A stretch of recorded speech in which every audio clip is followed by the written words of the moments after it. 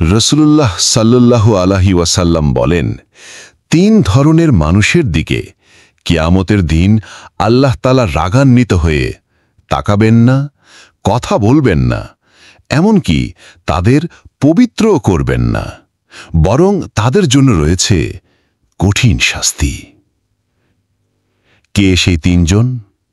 ১. যে অহংকার করে পোশাক টাকনুর নিচে পড়ে। ২. যে দান করে খোঁটা দেয়। আর ৩. যে ব্যবসার জন্য মিথ্যা শপথ করে।